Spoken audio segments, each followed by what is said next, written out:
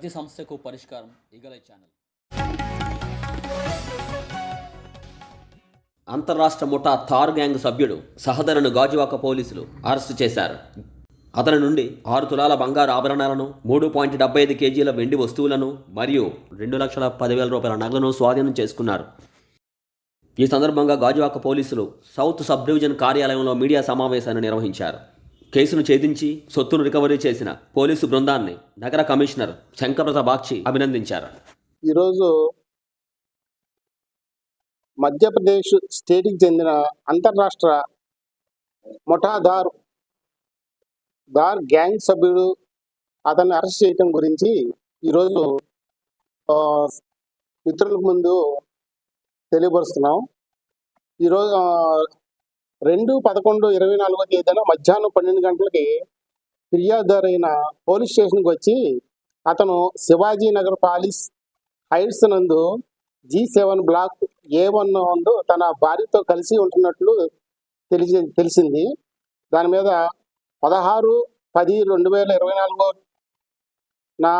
తన కుమారుడికి కొడుకు పుట్టిన సందర్భంగా వారిని చూడటానికి అది రోజు తిరుపతి వెళ్ళినట్లు, అయితే 1/11/24 తేదీన పొద్దున్న 7 గంటలకు వచ్చి అపార్ట్మెంట్ వాచ్మెన్కి ఫోన్ చేసి ఇతని ఇంటి తాళాలు మెయిన్ డోర్ పగలగొట్టినట్టు ఉన్నాయని చెప్పారు.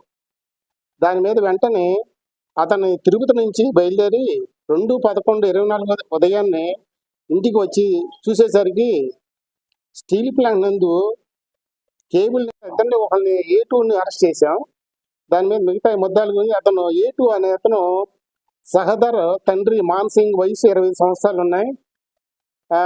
గురేడియా గ్రామం, తండా, ఏఎస్ ధార్ డిస్టిక్ అన్నమాట. ధార్ డిస్టిక్ మధ్యప్రదేశ్ రాష్ట్రం. ఇతను గతంలో చెడు వ్యసనాలకు బానిసయ్యి ఒక దొంగగా మరి ఇతర రాష్ట్రాలకు వెళ్ళి రాత్రిపూట దొంగతనాలు చేస్తుంటాడు. దాని మీద కొట్టిపాటి లక్ష్మీనాయుడు గారు సుమారు 50 సంవత్సరాలు ఉంటే ఆయన పాలకొండ, శ్రీకాకుళం జిల్లా. ఇతని దగ్గర నుండి బంగారం, వెండి రిసీవ్ చేసుకున్నాం.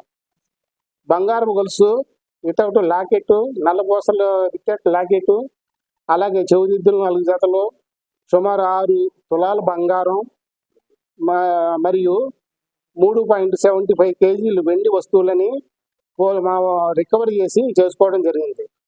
మొత్తం రికవరీ 2,10,000 రూపాయలు రికవరీ చేశాం. రికవరీ చేసింది కాబట్టి దాన్ని బట్టి విశాఖ ప్రజలకు విజ్ఞప్తి ఏంటంటే, 50 మంది ప్రజానికానికి పోలీసు వారి విజ్ఞప్తి ఏమనగా, ప్రక్క స్టేట్ నుంచి నేరస్తులు గ్యాంగులుగా ఏర్పడి ఇక్కడికి వచ్చి రాత్రిపూట తాళం వేసి ఉన్న ఇంటి తాళాలు పగలగొట్టి విలువైన బంగారు, వెండి వస్తువులు, నగదు దొంగిలించుకుపోతున్నారు.